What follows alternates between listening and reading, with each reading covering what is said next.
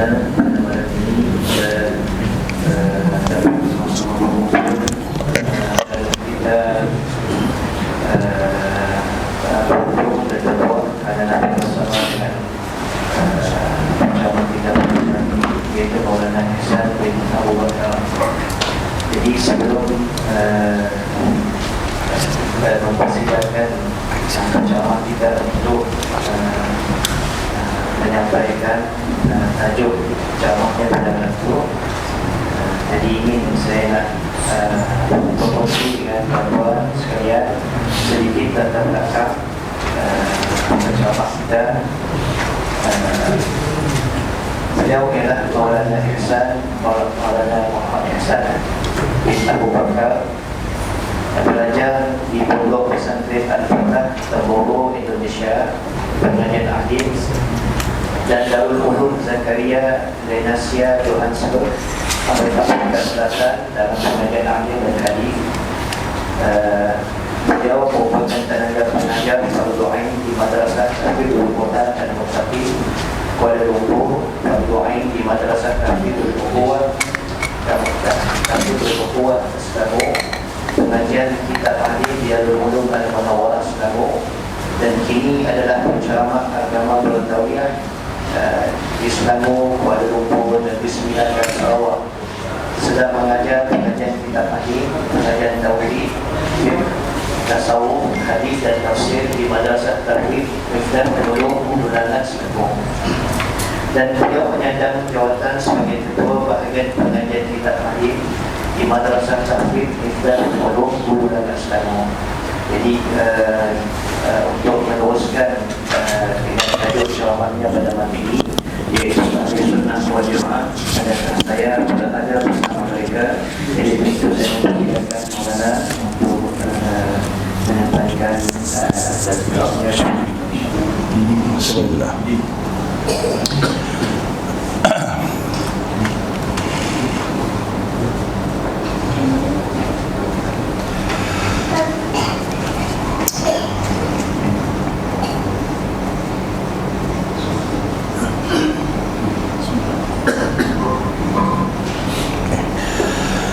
Assalamualaikum warahmatullahi wabarakatuh. A'udzu billahi minasyaitonir rajim. Bismillahirrahmanirrahim. Innal hamdalillah nasta'inuhu wa nastaghfiruhu wa nu'minu bihi wa natawakkalu alayh. Wa na'udzu billahi min shururi anfusina wa min sayyiati a'malina. May yahdihillahu fala mudilla lahu wa may yudlilhu fala hadiya lahu.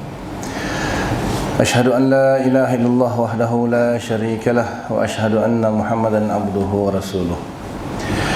اللهم صل على سيدنا محمد وعلى آله وصحبه أجمعين وبارك وسلم. أما بعد. بسم الله الرحمن الرحيم. والعصر إن الإنسان في خسر إلا الذين آمنوا وعملوا الصالحات وتواصوا بالحق وتواصوا بالصبر. صدق الله العظيم. وقال رسول الله صلى الله عليه وسلم من يرد الله به خيرا يفقهه في الدين إنما أنا قاسم والله يعطي. وقال صلى الله عليه وسلم من سلك طريقا يلتمس فيه علما سهل الله له به طريقا إلى الجنة أو كما قال صلى الله عليه وسلم. Alhamdulillah, syukur kita kepada Allah Subhanahu Wa Taala kerana masih lagi diberi kesempatan untuk menunaikan kewajipan kita, iaitu solat fardu maghrib secara berjemaah. Dan insya-Allah sementara kita menunggu solat fardu isya, kita akan sama-sama memperdengarkan perbahasan mengenai ahli sunnah wal jamaah. Adakah saya bersama mereka?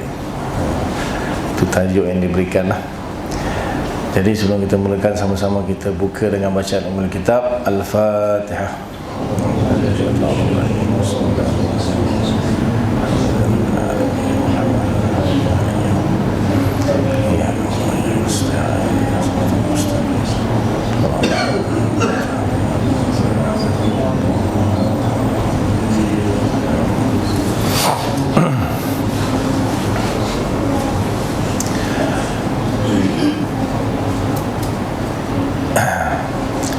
ahli sunnah wal jamaah.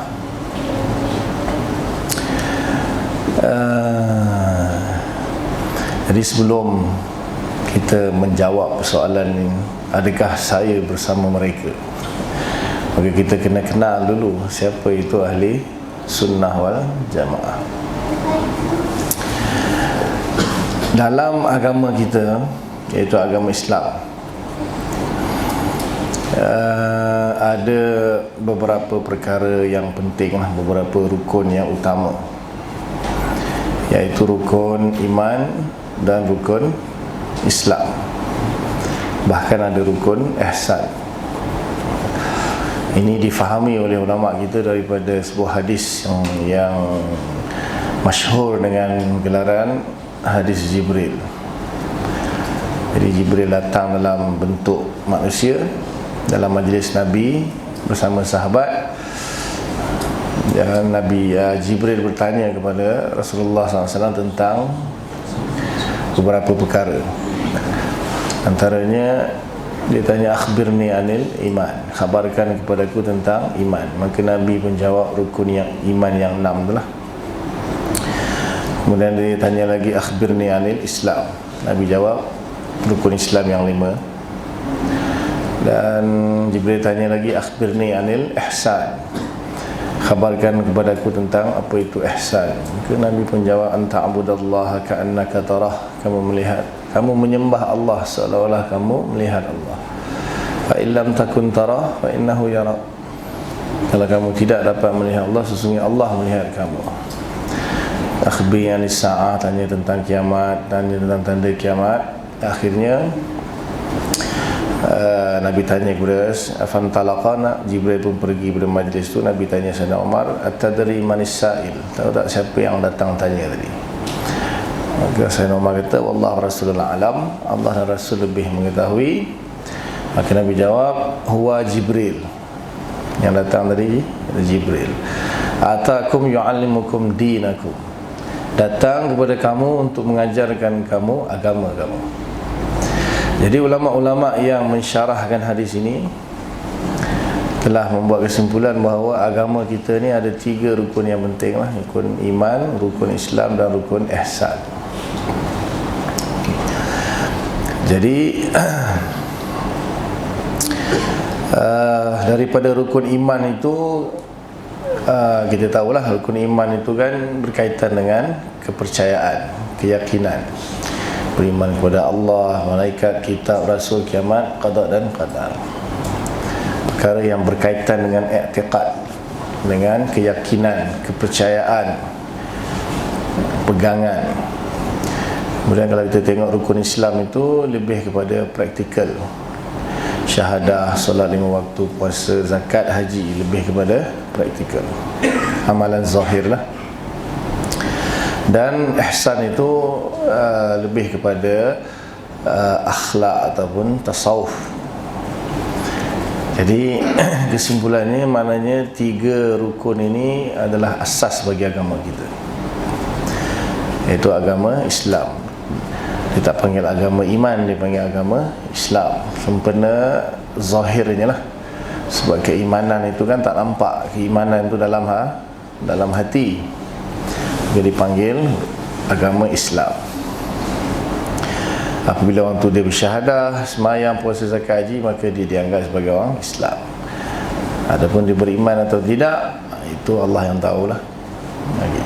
Kita anggap dia, kalau dia syahadah, dia semayang, puasa, zakat, haji, insya-Allah dia orang beriman. Kemudian ada satu istilah Ahlus Sunnah wal Jamaah. So, di mana kedudukan Ahlus Sunnah wal Jamaah itu dalam Islam? Tidak cukup ke satu orang tu dia dipanggil saya orang Islam, saya orang Islam? Kenapa perlu ada Ahli Sunnah wal Jamaah? Apa kaitannya dengan Islam pula? Adakah orang tu dia boleh jadi Islam dan bukan Ahli Sunnah? Jadi di zaman Nabi sallallahu alaihi wasallam memang belum muncul istilah tersebut. Memang tak muncul. Zaman Nabi SAW tidak ada istilah lah. Istilah tu tak dipakai lagi.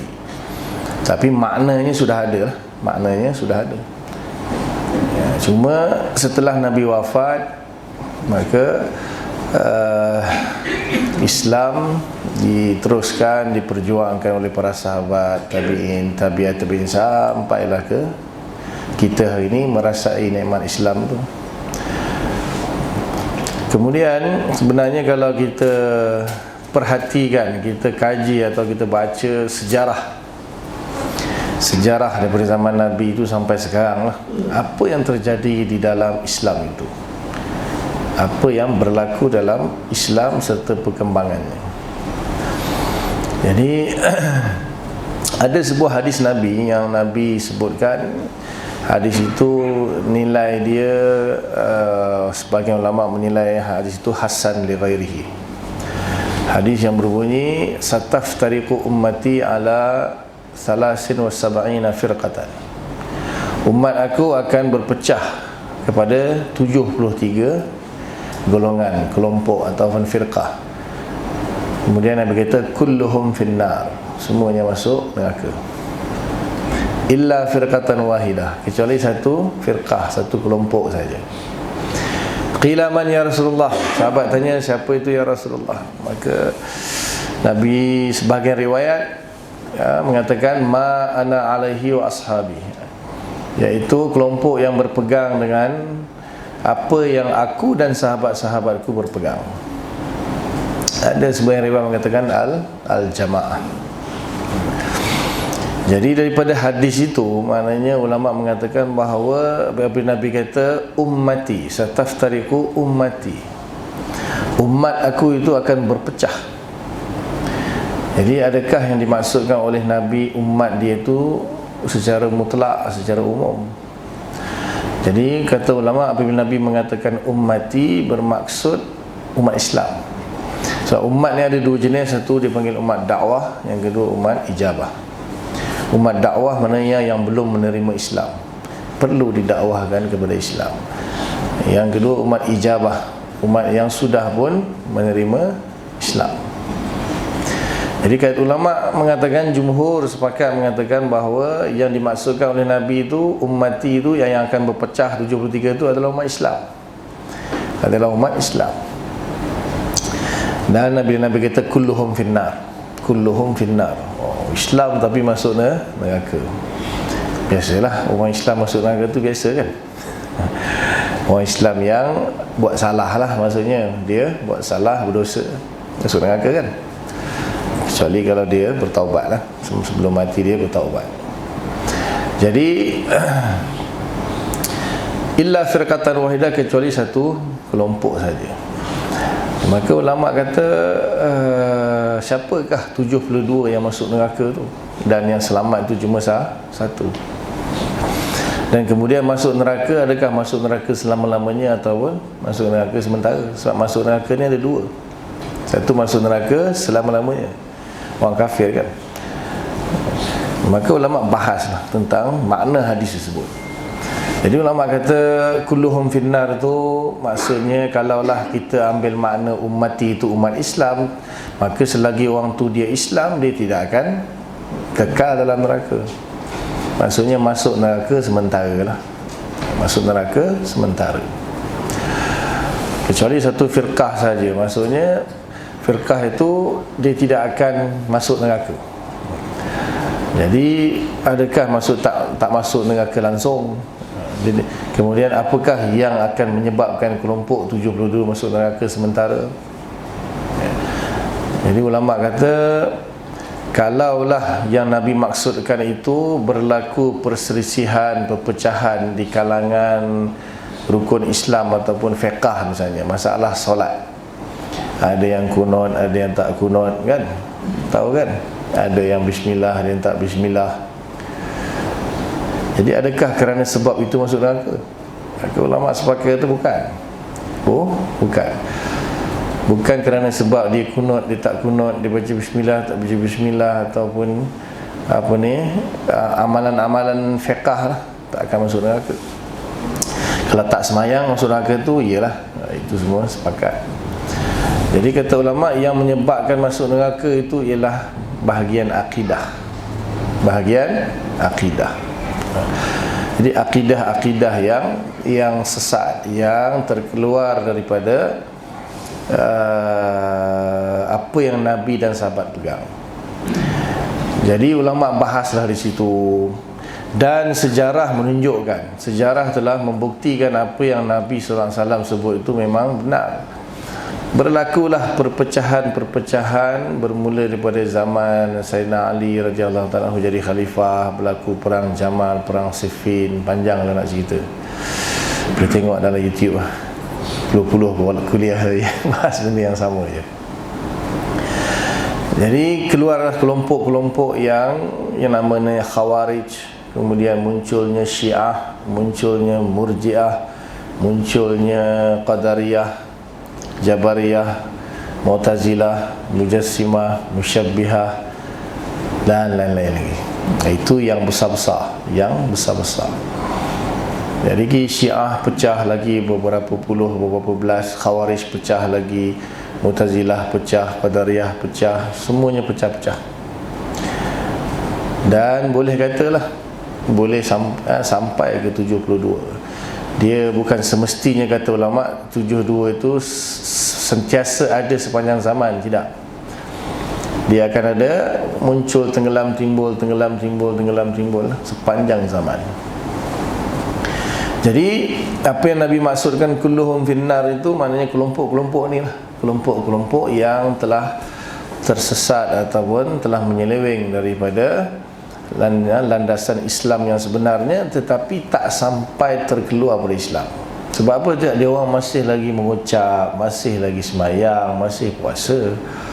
Syiah pun kan, kecuali kalau dah memang perkara tersebut bercanggah dengan perkara-perkara yang menjadi asas dalam Islam.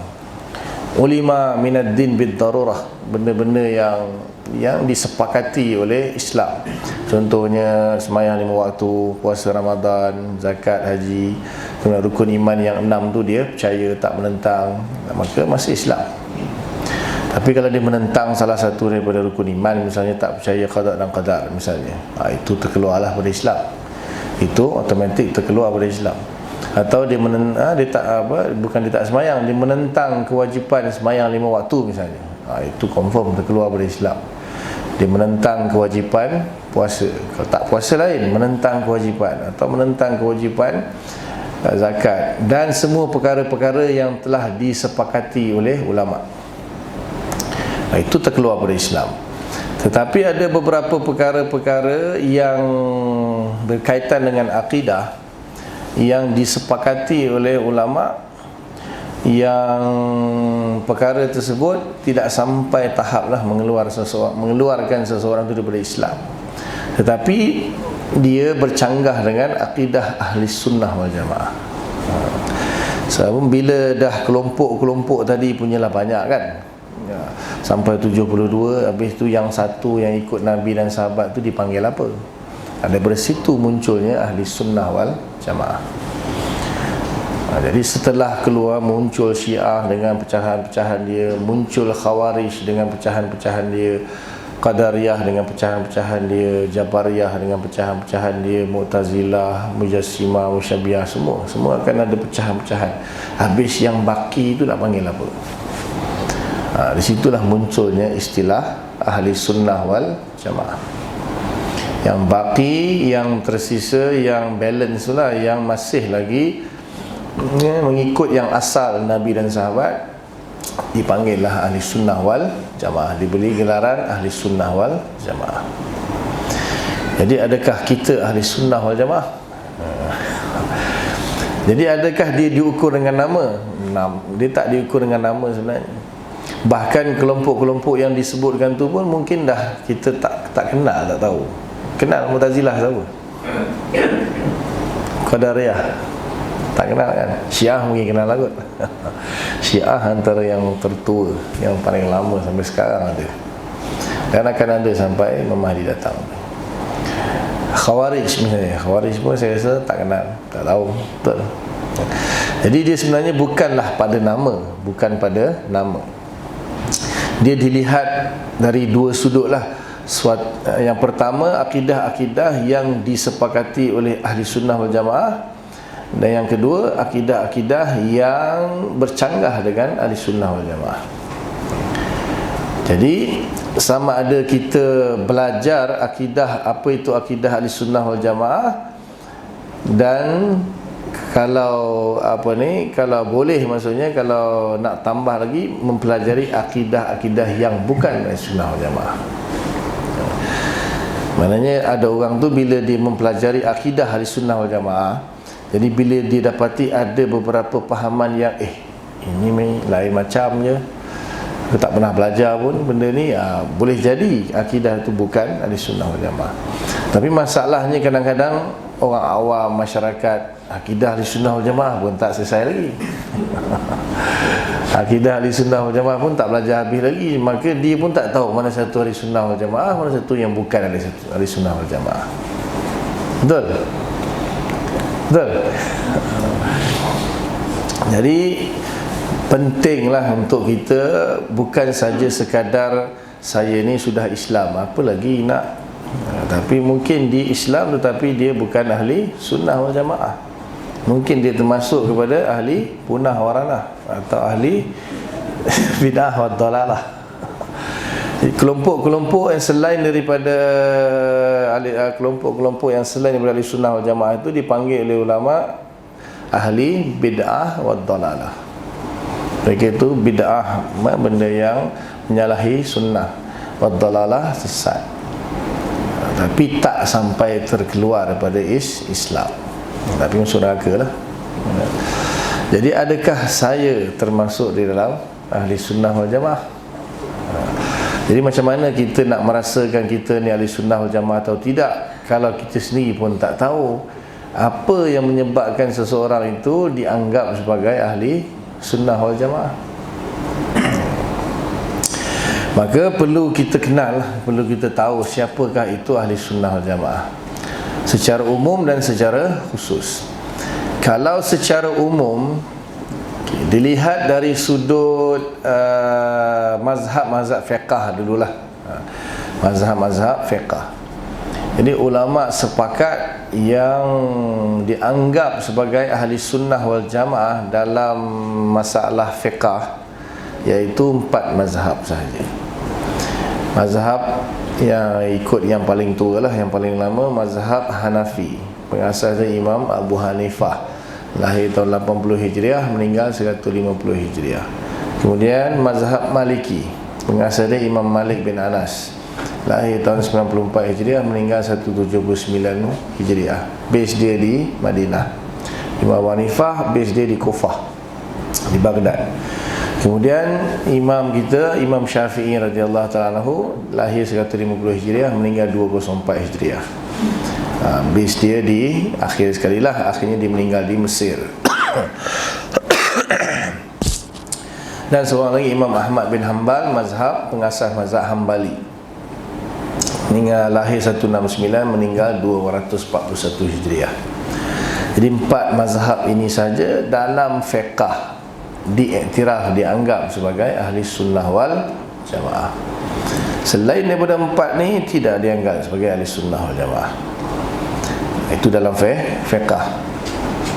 Ada lagi mazhab-mazhab fiqah yang lain yang banyak, tetapi yang masih ahli sunnah, cuma mazhab tu pupus, tak sampai kepada kita lah.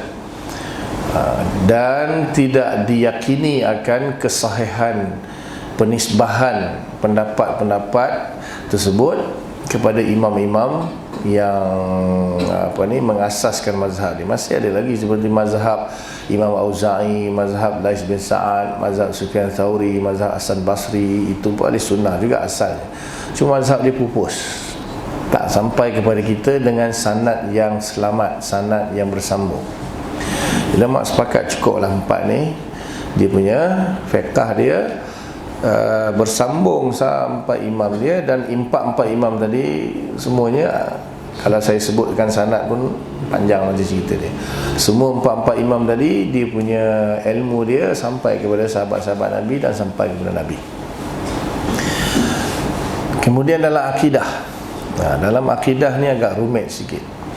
Dalam akidah ni asalnya tidak ada sangat perselisihan dalam akidah, sebab akidah ni kan asas bagi Islam.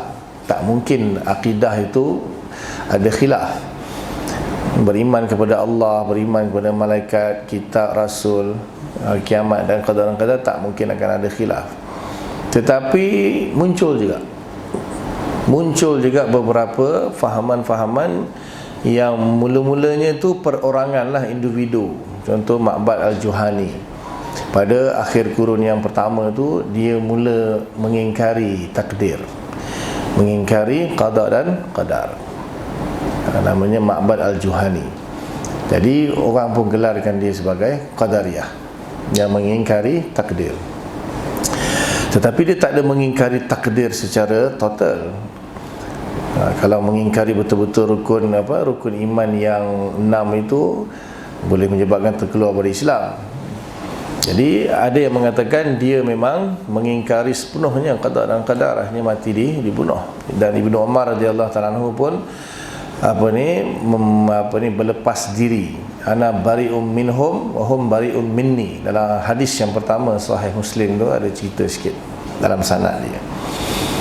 Jadi dia mengingkari qada dan qadar. Cuma ada sebahagian pecahan daripada Qadariyah ni, dia tak mengingkari qada dan qadar secara total.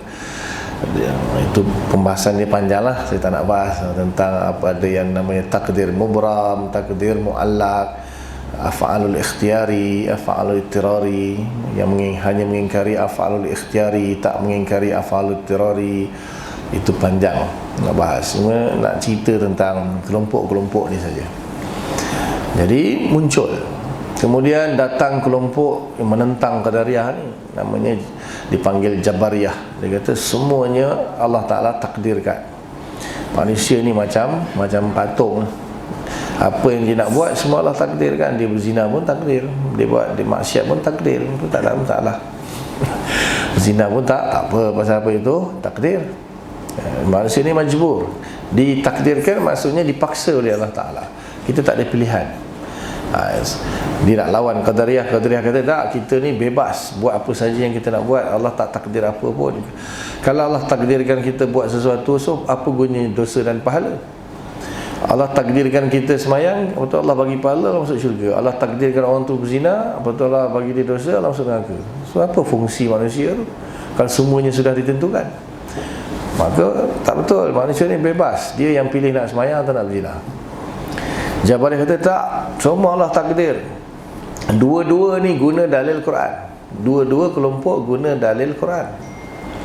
Qadariyah kata innallaha la yughayyiru ma biqaumin hatta yughayyiru ma bi anfusihim. Allah tidak akan mengubah nasib sesuatu kaum tu melainkan dia yang mengubah nasib dia sendiri. Faman syaa falyu'min wa man syaa falyakfur. Siapa yang nak beriman, siapa yang nak kafir. Kan dalil tu Allah kata ikut pilihan masing-masing. Allah tak takdir. Jabariyah kata tak, kau tak baca ke ayat kata kullun min indillah, semuanya daripada Allah. Wallahu khalaqakum wa ma ta'malun. Allah yang menciptakan kamu dan menciptakan perbuatan kamu. Allahu khaliqu kulli syai'. Allah yang menciptakan segala sesuatu, termasuklah perbuatan zina dia ke, solat dia ke, Allah yang buat. Datang pula lepas tu Mu'tazilah kata yang baik Allah buat, yang buruk manusia buat. Dalam bab Allah misalnya, adakah Allah Ta'ala itu berjisim atau tidak? Di manakah Allah itu? Adakah Allah Ta'ala itu di langit atau di bumi atau di atas arash? Ada yang kata Allah Ta'ala itu duduk di atas arash. Ada yang kata Allah Ta'ala itu bersama kita di mana-mana sahaja. Ada yang kata Allah Ta'ala itu berjisim. Ada yang kata Allah itu bertangan, berkaki, bermata, bertelinga, beranggota lah. Cuma jangan tanya kami tentang kemaluan dan janggut Allah. Tak tahu Allahnya kemaluan tu. Na'udzubillah min zalik. Dia dah mula masuk kepada akidah. Ada yang tak percaya malaikat, ada yang macam-macam. Ada yang tak percaya siksa kubur, ada yang tak percaya neraka dan syurga belum wujud, katanya nanti baru diwujudkan. Jadi masalah akidah mula dipertikaikan, dipersoalkan oleh kelompok-kelompok tadi lah. Kelompok-kelompok tadi. Jadi akhirnya akhirnya ulama-ulama yang asalnya seperti ulama-ulama fiqah yang 4 tadi, ataupun ulama-ulama hadis seperti Imam Bukhari, Imam Muslim, Imam Tirmizi, Imam Abu Daud dan sebagainya, muhaddisin muhaddisin dah tak dapat dah nak menangani kelompok-kelompok ni. Bahkan pada pemerintahan Bani Abbasiyah, pemerintahan Khalifah Ma'mun, Mu'tasim Billah dan Wasiq Billah, 3 khalifah ni berpegang dengan fahaman Mu'tazilah. Fahaman Mu'tazilah. Antara fahaman Mu'tazilah ni, dia mengatakan bahawa Quran itu makhluk, Allah tidak boleh dilihat di akhirat nanti. Kemudian Allah Ta'ala wajib, Allah Ta'ala ada kewajipan, bukan kita saja ada kewajipan, Allah pun ada kewajipan. Allah wajib berbuat solah dan aslah, baik dan terbaik untuk manusia. Dan satu orang yang buat dosa, satu orang yang buat dosa besar, maka dia Islam pun tidak, kafir pun tidak. Nanti dia mati, dia akan ditempatkan di satu tempat namanya manzilatun bainal manzilatain, satu tempat antara 2 tempat. Jadi macam-macam fahaman yang pelik-pelik. Dan bukan saja pemahaman tu di kalangan Mu'tazilah, dikuasai oleh hampir 90% umat Islam ketika itu dipaksa untuk berpahaman seperti Mu'tazilah. Habis dah khalifah pun dah Mu'tazilah. Bukan satu negeri satu ni, satu pemerintahan. Islam dulu mana main negeri-negeri negara. Sekali memerintah terus satu khalifah. Bani Umayyah satu dunia Islam lah diperintah. Bani Abbasiyah satu dunia Islam diperintah, walaupun adalah kelompok-kelompok kecil Bani Saljuk, Fatimi dan sebagainya yang tak sokong, tapi boleh kata majoriti dikuasai oleh khalifah. Bani tersebutlah yang menguasai, yang jadi khalifah ketika itu. Maka dipaksa ulama-ulama awal semua ikut fahaman tersebut. Maknanya fahaman yang batil ni, yang menyalahi ahli sunnah ni, bukannya benda yang main-main, bukan benda yang kecil-kecil, sampai boleh menguasai hampir 90% umat Islam. Tapi tak lama lah, tak lama lepas tu Allah Ta'ala sentiasa bangkitkan ulama-ulama yang akan memperjuangkan semula akidah ahli sunnah wal jamaah. Maka muncullah Imam Abul Hasan Al-Asy'ari di Basrah sana, dan Abu Mansur Al-Maturidi pada hujung kurun yang ketiga, awal kurun yang keempat lah, untuk bangkit menentang segala firqah-firqah batilah tersebut. Panjang nak cerita. Imam Abul Hasan Al-Asy'ari pun asalnya Mu'tazilah, tetapi akhirnya ringkas cerita dia keluar daripada Mu'tazilah sebab dia dapati Mu'tazilah ni sudah menyeleweng lah. Asal dia jadi Mu'tazilah sebab ketika dia kecil, bapak dia meninggal, mak dia kahwin dengan pembesar Mu'tazilah, Abu Ali Al-Jubai. Akhirnya dia dididik oleh bapak dia pun jadi Mu'tazilah. Tapi dia dalam kitab-kitab sejarah menulis satu ketika umur dia 40 tahun dan bulan Ramadan tu dia mimpi Rasulullah suruh dia kembali kepada akidah aku dan sahabat aku. Ini dicatat dalam semua kitab sejarah. Jadi bila dia mimpi 3 kali, jadi dia rasa apa yang dipegang dalam ni tak betul. Sebab Abu Hasan Asy'ari ni keturunan sahabat Nabi, Abu Musa Asy'ari. Dia mungkin sebab berkat daripada Abu Musa Asy'ari itu, keturunan sahabat Allah pelihara lah, dia punya keturunan dia. Kemudian dia pun berdebatlah dengan bapa tiri dia, panjang cerita dia. Akhirnya dia pun dapati banyak kesalahan-kesalahan dalam Mu'tazilah ni. Akhirnya dia keluar dari Mu'tazilah, dia bangkit dan menentang Mu'tazilah. Itu diceritakan secara detail dalam kitab-kitab sejarah oleh ulama-ulama mu'arrikhin lah, ulama-ulama yang seperti Imam Zahabi, Ibnu Katsir dan sebagainya. Boleh cek kitab sejarah. Maka akhirnya dari sudut akidah muncullah mazhab yang namanya mazhab Asy'ariyah yang diasaskan oleh Imam Abul Hasan Asy'ari, dan dalam masa yang sama tapi di tempat yang lain lah, di Samarkand, di Bukhara, Imam Abu Mansur Al-Maturidi yang dikenali akhirnya sebagai mazhab Maturidiyah. Ada lagi seorang Imam Abu Ja'far At-Tahawi di Mesir, cuma dia tak muncul sebagai mazhab lah. Maksudnya tak ada ulama yang membina manhaj mazhab dia, tetapi akidah dia dipakai sampai sekarang sebagai akidah Ahlussunnah wal Jamaah juga, akidah Tahawiyah. Jadi mungkin orang tak tahu kot, tak ramai orang tahu yang dalam akidah pun ada mazhab. Mungkin yang tahu-tahu lah, yang tak tahu mungkin tak tahu. Tapi kalau fiqh insya-Allah lah kot semua tahu kan. Mazhab Syafi'i tahu kan. Tapi ada juga orang tak tahu. Ada juga orang yang tahap tak tahu. Yang dia tahu aku Islam je, Syafi'i, Hanafi, apa tu. Ada orang yang tak tahu. Tu maknanya dia jauh daripada ilmu lah. Orang-orang yang sampai tahap tak tahu adanya mazhab-mazhab dalam fiqh. Bahkan yang lebih teruk lagi menentang mazhab. Apa mazhab-mazhab? Kita ada Quran, ada hadis, tak perlu ikut mazhab. Itu lagilah jahil murakab. Itu tak faham sejarah, tak tahu kenapa munculnya mazhab, apa itu mazhab. Sebenarnya mungkin tak tahu kot. Mungkin tak tahu. Memang bukan benda tu, bukan apa ni, dah Nabi sendiri dah sebut dalam hadis tersebut kan. Mana ada firqah. Nabi tak sebut mazhab, Nabi cuma sebut kelompok-kelompok, firqah. Jadi mazhab tu memang kelompok-kelompok firqah tu lah. Jadi yang Nabi kata ahli sunnah wal jamaah. Jadi ahli sunnah wal jamaah tu bukanlah satu. Maknanya boleh jadi banyak. Jadi yang menepati apa yang Nabi sebut itu sebagai ikut Nabi dan sahabat itu 4 mazhab dalam fiqh, dan mazhab dalam akidah ni yang agak orang tak berapa nak faham, lebih susah lagi nak faham. Kenapa Asy'ariyah Maturidiyah tu dianggap sebagai ahli sunnah wal jamaah dalam akidah? Bahkan zaman sekarang ni yang lebih teruk lagi lah, zaman sekarang ni ada satu fahaman pula yang menolak Asy'ariyah dan Maturidiyah sebagai ahli sunnah wal jamaah, mengatakan bukan ahli sunnah wal jamaah pula. Sedar tak sedar lah, kenal tak kenal. Tahu Asy'ariyah Maturidiyah? Tak pernah dengar?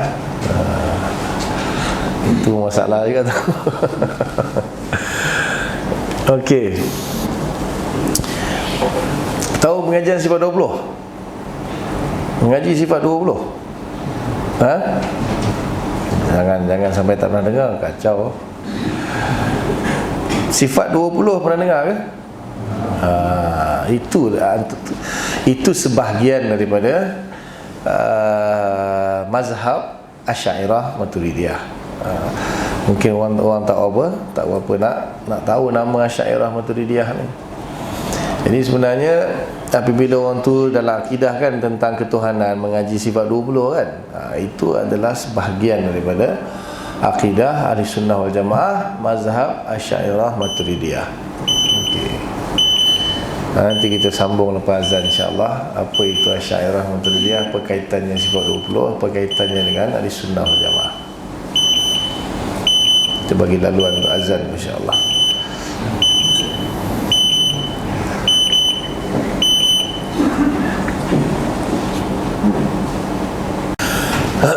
Bismillahirrahmanirrahim. Okey. Kalau kita tengok kepada rukun Islam, rukun Islam kita kena solat 5 waktu. Betul? Solat 5 waktu. So macam mana kita nak solat? Apa itu solat? Macam mana kita nak solat? Maka dalam hadis Nabi beritahu, sallu kama ra'aitumuni usalli. Sembahyanglah kamu seperti mana aku sembahyang. Macam mana Nabi sembahyang? Nabi kata sembahyanglah seperti mana kamu lihat aku sembahyang. Pernah tengok Nabi sembahyang? Pernah tengok Nabi sembahyang ke? So macam mana nak sembahyang macam Nabi sembahyang? Macam mana nak sembahyang macam Nabi sembahyang? Macam mana? Ini kena fikir sikit ni. Ni saya bagi contoh dulu sebelum pindah ke akidah. Sebab akidah ni orang susah nak faham kenapa perlu ada mazhab dalam akidah. Contoh fiqh dulu. Dia insyaAllah dia nampak lah dia punya contoh atau kias dia. Rukun Islam suruh kita semayang, puasa, zakat, haji kan. Okay. Kemudian macam mana nak semayang? So Nabi kata sallu kama ra'aitumuni usalli. Semayanglah kamu seperti mana kamu lihat aku semayang. So kita pernah tengok kan Nabi semayang? So macam mana kita nak tahu Nabi semayang macam mana? Macam mana? Maka ada hadis-hadis Nabi yang menceritakan macam mana Nabi semayang. Ya, yang tengok Nabi sembahyang siapa? Sahabat. Kan, jadi sahabatlah yang tengok Nabi sembahyang, maka sahabat pun menceritakan macam mana Nabi sembahyang. Maka hadis-hadis tentang cara Nabi sembahyang yang dilihat oleh sahabat itu ada di dalam kumpulan-kumpulan hadis tu. Kemudian diriwayatkan kepada hadis-hadis tersebut diriwayatkan kepada tabi'in, tabi'in seterusnya, sampailah imam-imam hadis itu mengumpulkan semua hadis-hadis yang berkaitan dengan sembahyang, puasa, zakat, haji, semua ada dalam Bukhari, Muslim, Abu Daud, Tirmizi, semua. Betul? Kat situ faham nampak? Okey, sekarang ni kalau kita buka kitab hadis misalnya, surah Bukhari ke Muslim, contohnya Nabi baca doa iftitah, bukan satu versi saja, macam-macam versi ada. Macam-macam versi ada. Kemudian Nabi baca tasyahud akhir pun macam-macam versi ada, 16 versi ada.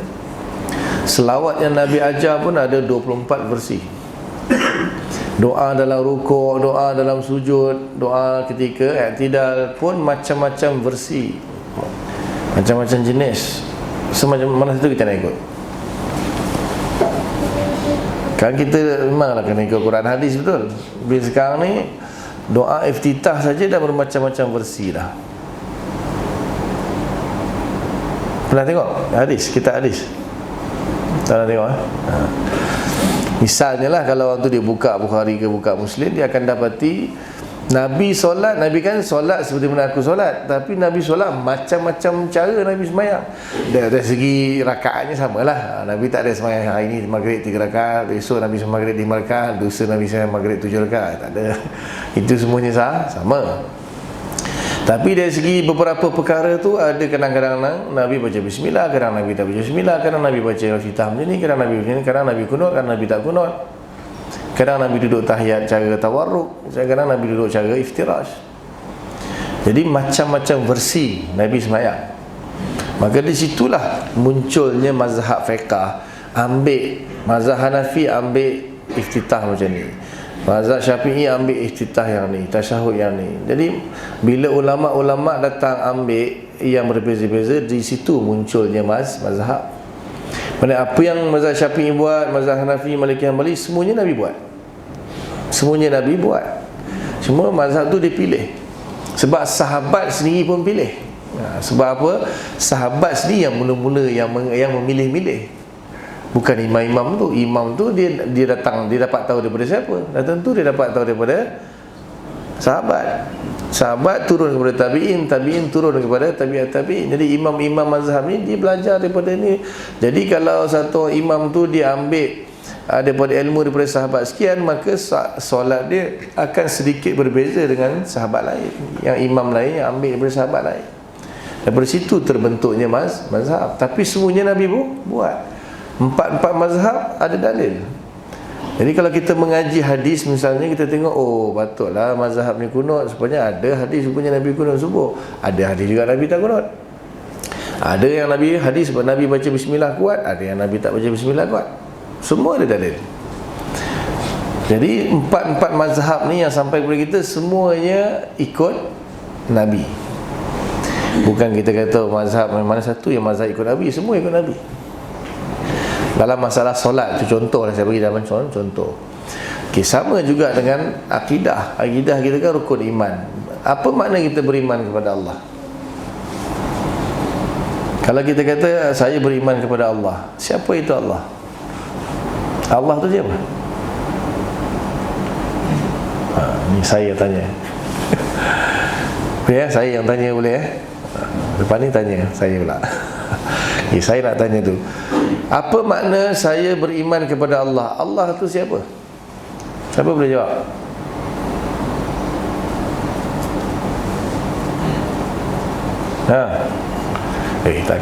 Tak kenal Allah ke?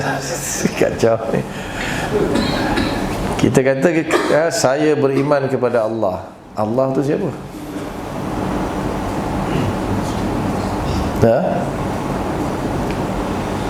Nak tanya orang Yahudi beriman kepada Allah ke tidak? Orang Yahudi beriman kepada Allah ke tidak? Tak beriman. Orang Nasrani Beriman kepada Allah tidak? Tak tahulah yang sekarang ni. Yang dulu, orang Yahudi dulu pun beriman kepada Allah, orang Nasrani pun beriman kepada Allah. Dululah, yang sekarang ni tak tahu, nak tanya dia. Orang Yahudi kata Allah ada anak, iaitu Nabi Uzair. Orang Nasrani kata Allah ada anak, namanya Isa AS. Dia beriman kepada Allah, tapi dia kata Allah ada anak. Nasrani pun beriman kepada Allah. Dan banyak orang yang beriman kepada Allah, tapi dia mensifatkan Allah dengan macam-macam. Jadi kita pun beriman kepada Allah, betul? Allah kita ada anak. Allah kita ada anak. So Allah kita dengan Allah Yahudi, dengan Allah Nasrani sama tak? Sama. Allah dia ada anak, Allah kita pun ada anak juga.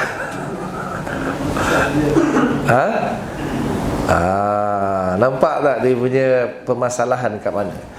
Ada orang dia beriman kepada Allah, tapi dia kata Allah dia duduk atas arasy. Nak tanya Allah tuan-tuan duduk atas arasy ke? Allah saya tak duduk atas arasy. Allah tuan-tuan duduk atas arasy.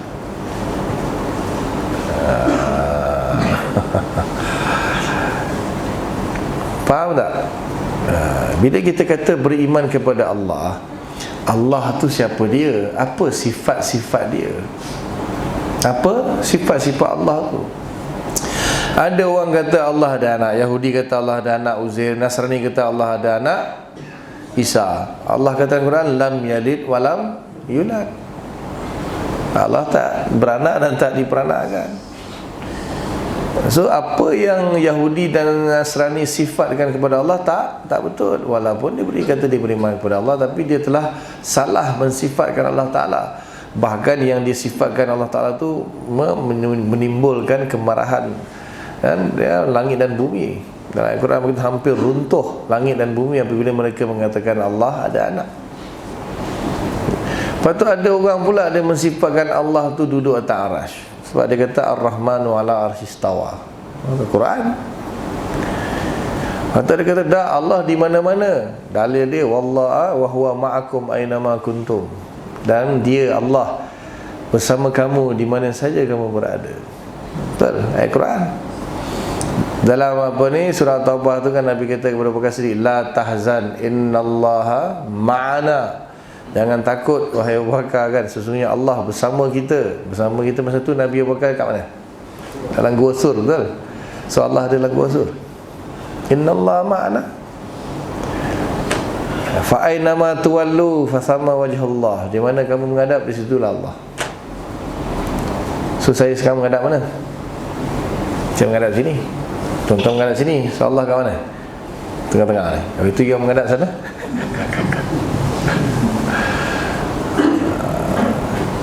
Jadi di sini muncul, di situlah munculnya. Bila ada orang kata ya Allah tu duduk atas arasy, dah Allah Taala bersama di mana-mana saja.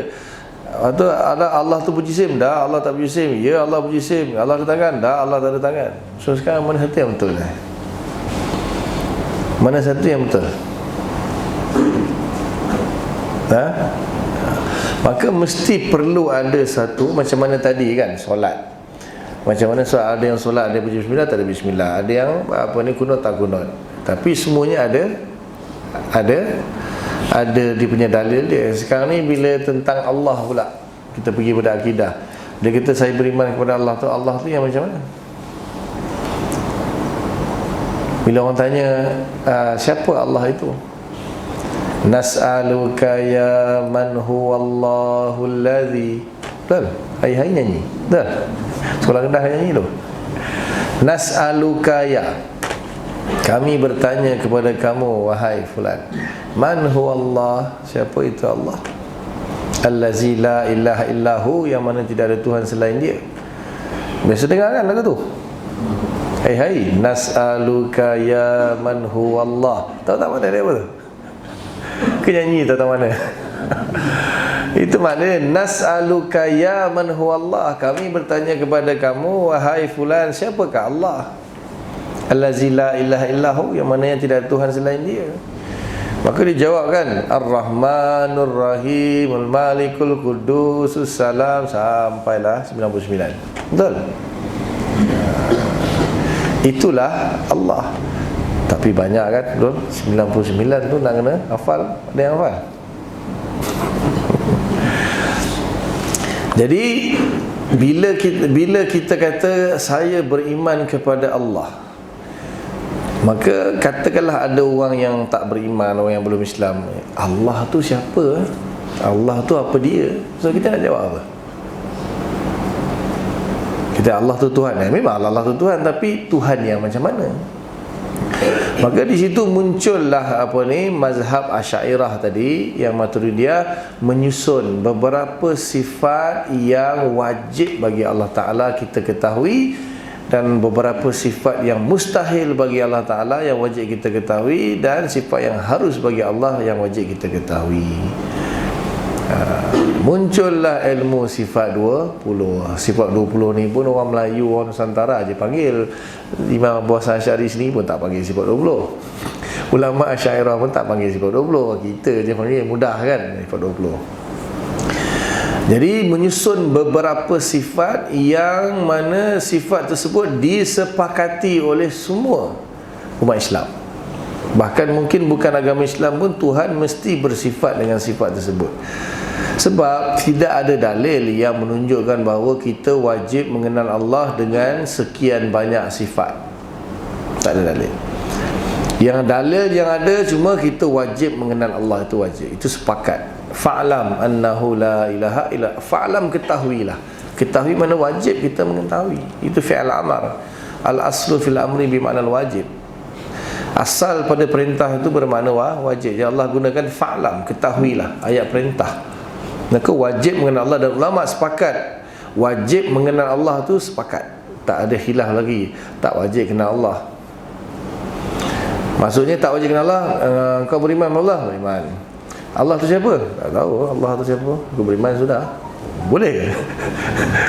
Boleh ke dia kata dia beriman kepada Allah, tapi tanya Allah tu apa? Kau beriman kepada Allah? Percaya. Allah tu apa? Tak tahu. Allah tak. Benda Allah tu aku pun tak tahu. Boleh? Mustahil.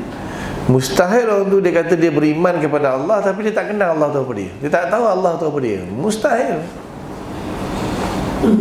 Kau kenal Ustaz Ihsan? Kenal. Siapa dia? Tak tahu.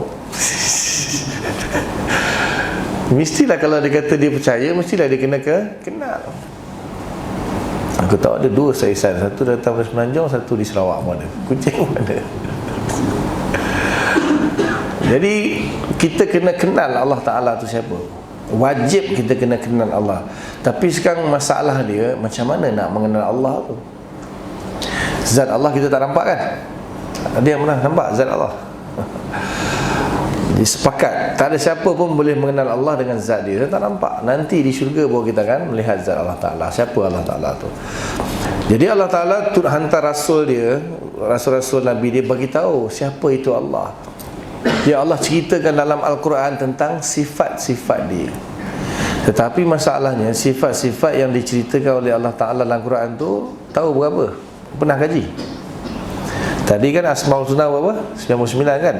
Jadi ulama' mengkaji dalam Al-Quran daripada Fatihah, Baqarah, Ali Imran sampailah juz 30 Qul A'udzu Bin Nas tu. Imam Abu Bakar Ibn Arabi dia mengarang sebuah kitab tentang nama-nama dan sifat-sifat serta af'al Allah dalam Quran. Dia keluarkan semua daripada Quran lebih kurang 450 lebih. 450 lebih Allah ceritakan siapa dia. Dia sifat-sifat dia dan perbuatan-perbuatan dia. Asmaul Husna saja dah 99, yang ni 400 lebih. Jadi adakah wajib kita mengetahui semua sifat Allah? Adakah wajib kita mengetahui semua sifat Allah? Dan kita sepakat, ulama sepakat wajib mengenal Allah, dan tidak ada cara lain mengenal Allah melainkan dengan sifat-sifat yang diceritakan dalam Quran. Cuma jumlah dia tu berapa banyak? Adakah wajib tahu semua atau tahu satu dah cukup? Di situ tidak ada dalil yang spesifik yang menunjukkan kita kena kenal Allah dengan sekian banyak sifat. Nak kata wajib tahu 99 pun tak ada dalil. Siapa tak tahu 99 sifat Allah berdosa? Ada? Tak ada dalil. Maka ulama pun berijtihad. Maknanya seperti mana tadi solat tadi kan, mazhab Syafi'i berijtihad bahawa solat itu ada 13 rukun. Nabi pun tak kata solat itu 13 rukun. Betul? Ada hadis. Qala Rasulullah SAW, as-salatu salasata asyara arkan. Solat itu ada 13 rukun. Ada? Tak ada. Tapi Imam Syafi'i nak memudahkan kita, apa itu solat? Solat itu ada 13 rukun. Maknanya kalau kita buat 13 rukun, itulah namanya solat. Kemudian pecahkan, ada rukun qauli, ada rukun fi'li, ada rukun qalbi, ada rukun ma'nawi, kan? Belajar kan? Solat insya-Allah lah kot. Kalau tak belajar juga tak tahu. Parah tu. Ada rukun solat tu, ada rukun qauli dia, iaitu takbiratul ihram, baca Fatihah, tahiyat akhir, selawat dengan Nabi dan salam pertama. Ada rukun fi'li dia, iaitu qiyam, rukuk, i'tidal, sujud 2 kali, duduk dan sujud, duduk, tahiyat akhir. Ada rukun qalbi, niat, ada rukun manawi, tertib. Betul kan? Belajar kan fiqh. Sama juga macam sifat-sifat Allah. Maka ulama mengkaji sifat-sifat Allah. Ada namanya yang dinamakan sifat nafsiyah, iaitu wujud. Ada namanya sifat salbiyah, perkara yang tidak layak bagi Allah, wujud, qidam, baqa, mukhalafatul lil hawadis, qiyamuh bi nafsihi wa daniyah. Ada sifat-sifat ma'ani, yang sifat yang qaim bizat, qudrah, iradah, ilmu, hayah, sama, basar, kalam. Dan ada sifat-sifat ma'nawiyah, kaunuhu qadiran, kaunuhu muridan, sampai kaunuhu mutakalliman. Jadi ulama berijtihad untuk memilih beberapa sifat yang wajib bagi Allah, sama ada di salbiyah ataupun ma'nawiyah ataupun ma'ani ataupun nafsiyah. Kemudian ada juga sifat-sifat yang mustahil bagi Allah, untuk menafikan sifat yang tidak layak bagi Allah Ta'ala. Sebab apa dia muncul tadi firqah-firqah? Ada yang kata Allah duduk atas arah, ada yang kata Allah ada tangan, ada yang kata Allah ada mata, ada yang kata Allah macam tu, Allah macam ni, Allah bersama kita. Macam-macam benda dia orang sifatkan kepada Allah Ta'ala. Maka mana satu yang betul sekarang ni? Sebab tu bangkitlah Imam Abul Hasan Asy'ari menyusun beberapa sifat yang wajib bagi Allah Ta'ala, yang wajib kita ketahui, dan sifat yang mustahil bagi Allah, yang wajib kita ketahui. Akhirnya muncullah satu mazhabnya dinamakan mazhab Asy'ariyah, satu lagi Maturidiyah. Ada sedikit khilaf lah, ada sedikit khilaf antara Maturidi dan Asy'ariyah. Dan sampai sekarang lah mazhab tersebut berkembang, walaupun orang mungkin tak tahu namanya Asy'ariyah ataupun Maturidiyah, tapi bila sebut pengajian sifat 20 tu rasanya semua tahu. Rasanya semua tahu. Masalahnya sekarang ada kelompok-kelompok yang mula nak menolak sifat 20 dan menolak Asy'ariyah dan Maturidiyah itu. Dia kata bukan ahli sunnah. Memang kalau kita kata Asy'ariyah Maturidiyah bukan ahli sunnah, maknanya dengan alasan kata zaman Nabi mana ada Asy'ariyah Maturidiyah. Dia kata zaman Nabi mazhab apa? Dia pergi tanya pula Nabi mazhab apa. Betul? Nabi mazhab apa? Patutnya terbalik, orang tu kan Nabi mazhab apa? Mazhab itu ikut Nabi ke tak? Nabi mazhab apa? Nabi perlu mazhab ke? Nabi tak perlu mazhab lah, ada nama Nabi. Kenapa perlu ikut mazhab? Nabi memang tak ada mazhab lah. Nabi dapat direct daripada wahyu daripada Allah Ta'ala. Tanya Nabi ada ikut mazhab lah dah. Tanya tu mazhab dia ikut Nabi ke tak? Itu yang patut ditanya. Pergi tanya Nabi yang ikut mazhab ke tidak. Kalau orang tu agak cerdik sikit, kau ni soalan Nabi ikut mazhab buat apa? Tanya mazhab dia ikut Nabi ke tidak. Baru pergi tanya Nabi ikut mazhab ke tak. Takkanlah Nabi lahir, sebelum tu dah ada mazhab, cuma Nabi datang, Nabi pergi ikut mazhab. Mazhab tu muncul lepas zaman-zaman Nabi. Pergi tanya Nabi ikut mazhab ke tak. Tanya mazhab tu ikut Nabi ke tidak. Jadi bila ulama dah kaji, ada beberapa mazhab yang ikut Nabi, ada mazhab yang tak ikut Nabi. Kenapa ada mazhab, kenapa tak satu je? Tu kan dah jelaskan tadi. Nabi sendiri dah buat. Macam Nabi solat, macam-macam cara Nabi semayang. Jadi mustahil kita nak semayang sama macam Nabi. Boleh? Okey, nak tanya, berapa ada 16 version tasyahud akhir? Siapa yang hafal 16? Doa iftitah ada beberapa versi. Yang kita baca tu kan wajah tu wajihal lillazi tu saja. Nak tanya, ada yang tahu versi lain? Sahih dalam Bukhari, dalam Muslim. Ada yang tahu? Selawat yang Nabi ajar 24 versi. Ada yang tahu? Habis itu kata ikut Nabi. Gitu, aku ikut Nabi, ikut Quran, ikut hadis, Quran sunnah. Tanya apa tasyahud pun tak tahu persen berapa. Yang dia tahu satu tu je. Dia ikut mazhab Syafi'i. Kalau dia tahu satu tu je, maknanya dia ikut mazhab Syafi'i. Tanya apa ni, mazhab Hanafi punya iftitah pun tak tahu, betul? Lepas tu tak ngaku mazhab Syafi'i, baca iftitah yang Imam Syafi'i pilih, tapi tak tahu, kata aku bukan Syafi'i, ikut Quran hadis.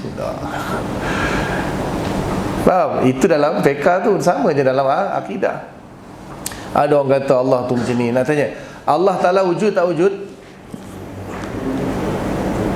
Setuju Allah wujud? Allah qidam.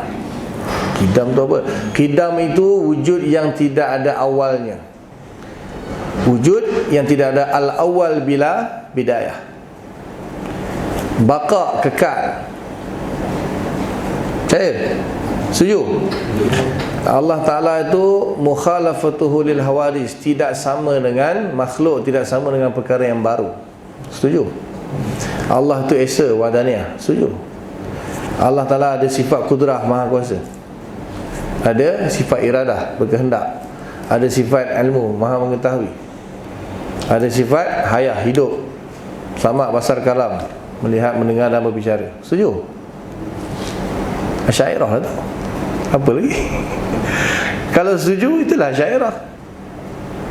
Habis itu mana pergi yang lain? Allah Rahman, Allah Rahim, itu cabang-cabang dia. Sebab tu sebenarnya ulama Asy'ariyah ni, bila dia mengkaji sifat Allah, sifat Allah kan banyak tadi, 99 ada dalam hadis tu. Kemudian kalau ikut kajian yang sebenarnya, Imam Ibn Arabi tu kaji sampai 450 lebih. Maka dia ada dia punya, dia panggil falsafah tentang sifat. Ulama kaji sifat, ada sifat zat, ada sifat af'al, ada yang jenis ma'ani, ada yang jenis salbi, ada yang jenis idhafi. Itu mungkin kita tak dibebankan lah untuk tahu semua tu, kecuali ulama-ulama, ustaz-ustaz dia kajilah, dia belajar.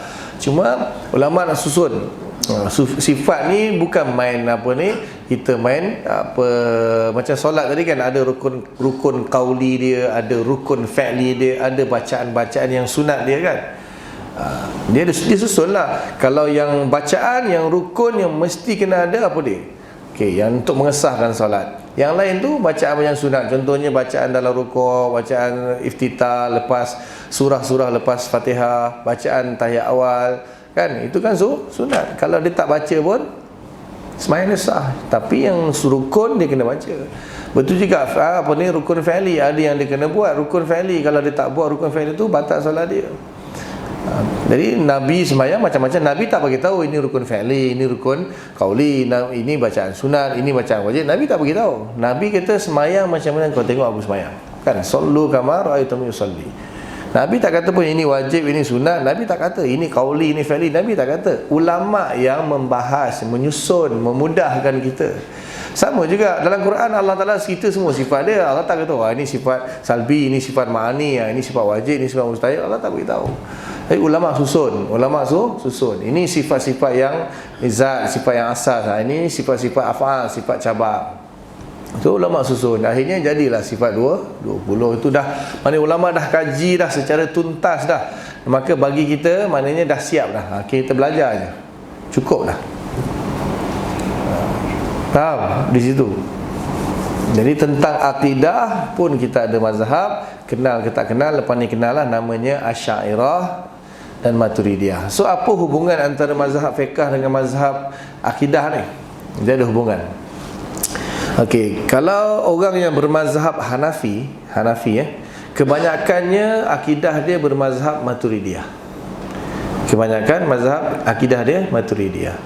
Kalau Syafi'i dengan Maliki, mazhab Syafi'i fiqh, mazhab Maliki fiqh, kebanyakan akidah dia Asy'ariyah.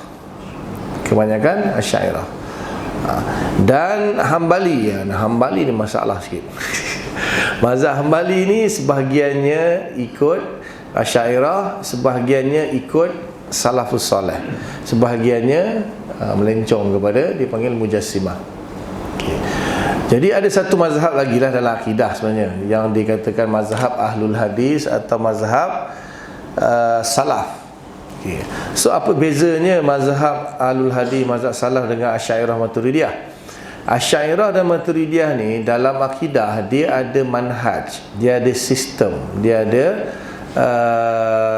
manhaj, tahu manhaj manhaj tu macam sistem, macam apa, metodologi di dalam menyusun akidah.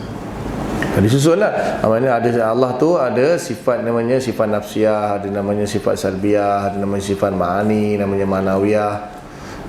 Itu dilihat dari sudut satu. Lepas tu ada sudut pula, ada yang sifat yang wajib, ada sifat yang mustahil, ada sifat yang harus. Ada manhaj lah di dalam membahas. Macam tadi kan, solat kan ada rukun qauli, ada rukun fi'li, ada rukun maknawi. Kalau mazhab salafus soleh atau hadis, dia tak ada manhaj. Dia tak susun-susun tentang apa yang Al-Quran sebut, itulah dia. Apa yang hadis sebut, itulah dia. Tapi masalahnya ada orang salah faham pula. Dia kata apa yang Quran sebut itulah sifat Allah. Jadi dia kata Al-Quran sebut Ar-Rahman As-Istawa, dia kata Allah duduk atas arasy. Allah kata yadullah fawqa aydihim, dia kata Allah ada tangan. Itu kat situ muncul masalah, timbul masalah. Salafus soleh dia mengisbatkan apa yang Quran isbat, apa yang hadis isbat, dia isbat. Tetapi adakah dia mengatakan apabila dia kata dia isbatkan apa yang Quran isbat tu bermakna dia mengatakan Allah tu duduk atas arasy? Kat situ bila mazhab al-hadis dan mazhab salaf ni ramai yang salah faham.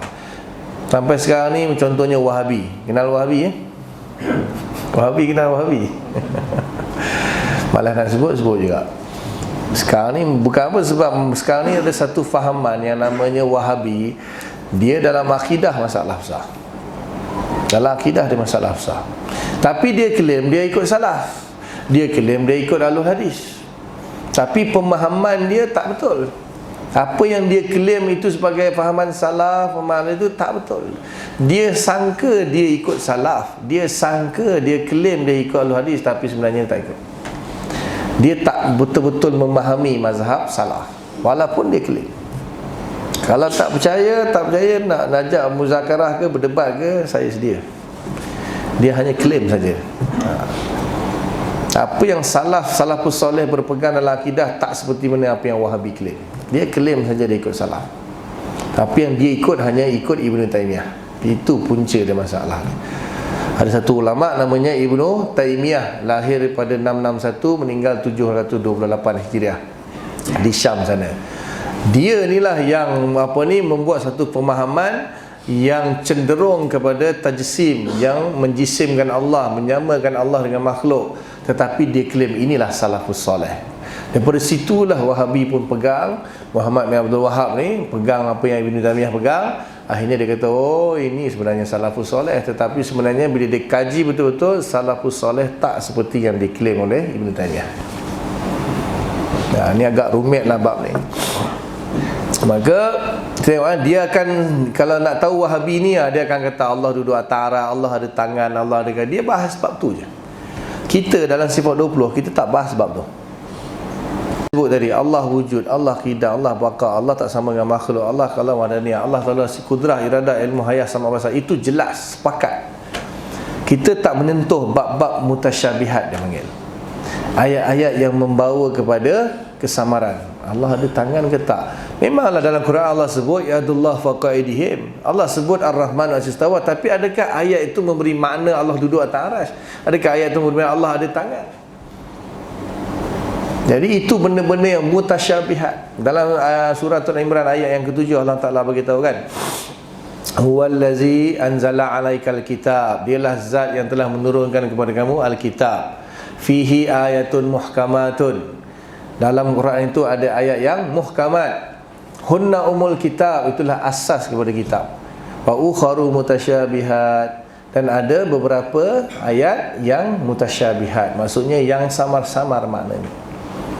Jadi Allah kata fa ammal ladzina fi qulubihim zayghun, orang yang dalam hatinya ada ketergelinciran, sesat, fayattabi'una ma tasyabaha minhu. Dia mula dah ikut ayat-ayat mutasyabihat ni dibahas. Kan? Jadi kita, Allah dah beritahu jangan ikut ayat. Orang yang ada ketergelinciran saja yang akan ambil ayat mutasyabihat ni. Nabi dalam hadis sahih Bukhari berkata, wahai Aisyah, kalau kamu lihat orang itu kalau dia ikut ayat mutasyabihat, itulah orang yang Allah maksudkan fi qulubihim zayghun. Sebab tu kita dalam sifat 20 kita tak bahas mutasyabihat. Semua yang muhkamat, yang umul kitab, yang asas, Allah ada kuasa, Allah Maha berkuasa, sifat kudrah, sepakat, tak ada khilaf, jelas Allah Maha berkuasa, betul. Allah Maha berkehendak, Maha mengetahui, Maha hidup, Maha melihat, Maha mendengar, Maha berbicara, jelas dalam Quran, tak ada khilaf. So kita tak perlu bahas Allah ada tangan ke, tak ada tangan ke, duduk atau ke, tak duduk atas arah. Itu benda yang mutasyabihat, jangan disentuh. Allah dah pesan jangan ikut mutasyabihat. Dan kita tak wajib pun memahami apa tu maksud mutasyabihat. Itu ulama-ulama saja yang dipertanggungjawabkan untuk menjelaskan. Sekiranya orang tu timbul apa makna yadullah faqadihim, ustaz, adakah maknanya Allah tu ada tangan ke tak? Baru dibahas. Tapi sebagai asas akidah kita tak perlu tahu pun. Cuma kita tak boleh menolaklah ayat tu. Kalau benda tu penting, kenapa sahabat tak tanya Nabi, ya Rasulullah, Allah ada tangan ke? Ya, ada tangan, tapi tangan Allah tak sama macam tangan kita. Ada Nabi jawab kan macam tu? Tak ada. Ya Rasulullah, Ar-Rahman Al-Istawa tu maknanya Allah duduk atas aras ke? Oh ya Allah duduk, tapi Allah duduk lain sikit atau duduk macam kita duduk, lain sikit Allah duduk. Ada ke Nabi bahas, sahabat bahas? Nabi sahabat tak bahas bab ayat mutasyabihat. Tiba-tiba dia kata, oh Allah duduk atas aras, Allah ada tangan. Inilah akidah salaf, inilah akidah sahabat. Nampak tu? Lepas tu ayat Wahabi ni dia kata dia salaf, dia kata dia al-hadis. Lepas tu dia bahas bab-bab mutasyabihat. Kita tak bahas. Ahli sunnah wal jamaah, ayat mutasyabihat jangan dibahas. Allah dah bagi tahu, Nabi dia jangan bahas.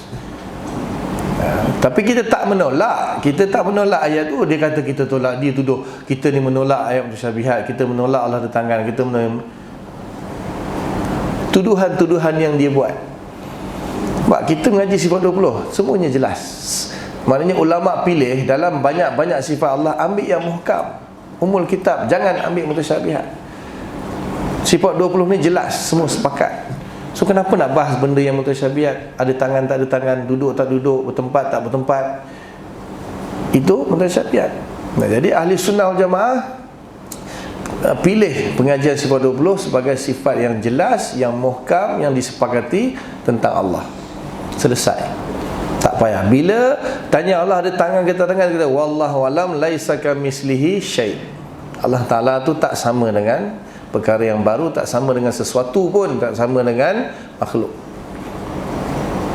Tak diwajibkan kita tahu Allah ke ada tangan ke tak ada tangan. Benda khilaf. Ada yang kata ada tangan, ada yang kata tak ada tangan, ada yang kata tangan tapi tak macam tangan kita. Dah, ada yang kata tak boleh kata macam tu.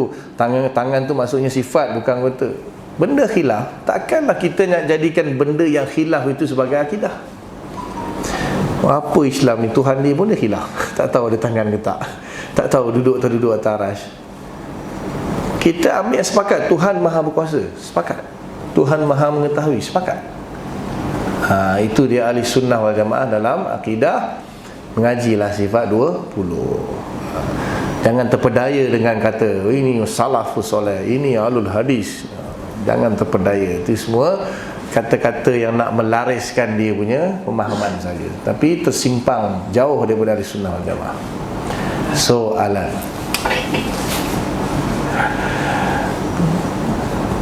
Faham ke tak? Wallahu a'lam, saya pun tak tahu.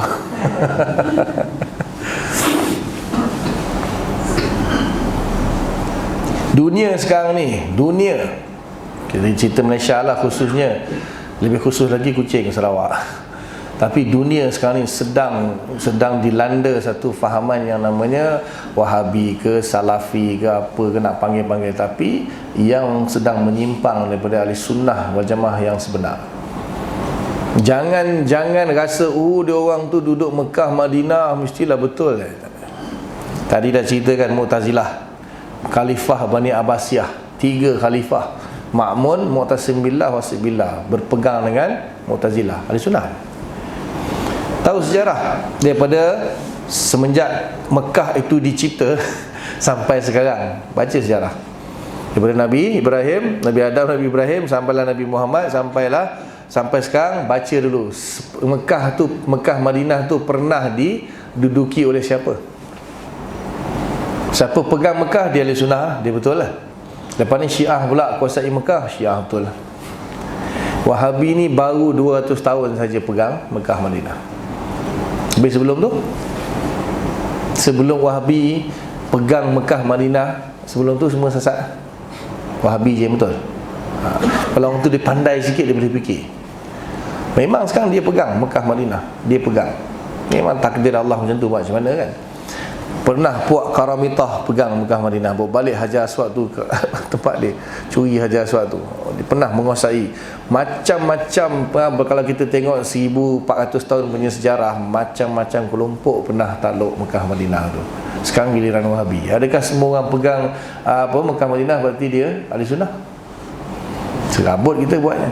Sebelum Wahabi pegang 4 mazhab Fiqh dan 2 mazhab Asy'ariyah Maturidiyah ni pegang Mekah Madinah. Kemudian datang Muhammad bin Wahab bergabung dengan Muhammad bin Saud. Sebab tu sekarang panggil Arab apa? Arab Saudi. Sejak bila munculnya perkataan Arab Saudi ni nak tanya? Sebelum 1000 Muhammad bin Wahab ni lahir 1115, meninggal 1206. Dia dalam sejarah ni, cerita sejarah ni tak boleh tipu, boleh baca sendiri. Dia gabung dengan Muhammad bin Saud, akhirnya rampas kuasa di Mekah Madinah, tukar jadi Arab Saudi. Akidah fiqh ditukar jadi pahaman Muhammad bin Wahab. Siapa tak ikut kena halau, siapa menentang bunuh. Dulu ada mufti Syafi'i di Mekah, mufti Hanafi di Mekah, mufti Maliki di Mekah, mufti Hambali di Mekah. Sekarang mana ada? Mufti Wahabi je. Ni bukan nak provoke, kena cerita fakta. Sebab orang dia percaya pasal apa? Oh, maka itu kita buat haji tak sah lah, kita buat umrah tak sah. Bukan masalah tu. Dia semayang, selagi dia semayang zuhur 4 rakaat, sah lah dia semayang maghrib. Kalau dia semayang 5 rakaat zuhur, kita ni lain macam ni. Yang imam-imam semua semayang betul. Ini bab akidah ni, bab akidah. Tak semua, ada beberapa ulama-ulama dia sahajalah. Ulama-ulama dia yang pegang bahagian fatwa, itu yang masalah. Dan dia menyebarkan fahaman dia. Dan tauhid yang dia belajar, tauhid 3 serangkai. Tauhid uluhiyah, tauhid rububiyah, tauhid asma' wa sifat. Ciptaan Ibnu Taimiyah. Ciptaan Ibnu Taimiyah. Kalau dia kata kita belajar sifat 20 bid'ah, dia pun sama juga, tauhid 3 serangkai pun bid'ah juga. Nabi tak mengajar tauhid 3 serangkai. Dia kata Nabi tak ajar sifat 20, kita kata Nabi pun tak ajar tauhid 3 serangkai. Dia nak mengajak orang kepada mazhab dia. Dia sekarang sedang berkembang, Besok kalau dia menguasai kucing, tak heran. Bahkan bukan kucing saja dia kuasai. Di Semenanjung tu ada sebuah negeri sudah dikuasai, dan beberapa buah negeri sedang cuba dikuasai. Negeri itu terletak di utara sana. Kecil je, tak besar.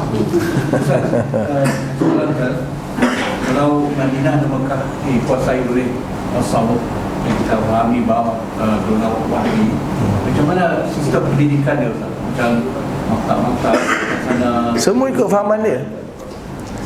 Universiti Madinah tu, siapa yang masuk Universiti Madinah mesti kena, tak kalau tahap PhD kan, mesti kena pegang pada akidah-akidah Wahabi. Siapa yang ada beberapa pelajar kita yang orang kadang dia pergi belajar Mekah Madinah, dia tak tahu. Orang tak tahu Wahabi ni. Contohnya yang jadi Wahabi kat Malaysia ni pun, dia pun tak tahu aku nak jadi Wahabi lah, pergi tak. Dia ditawarkan pengajian free. Tambang pergi balik setiap tahun, kapal terbang free. Boleh buat haji tiap-tiap tahun. Beasiswa 4 kali ganda. Nak tak nak?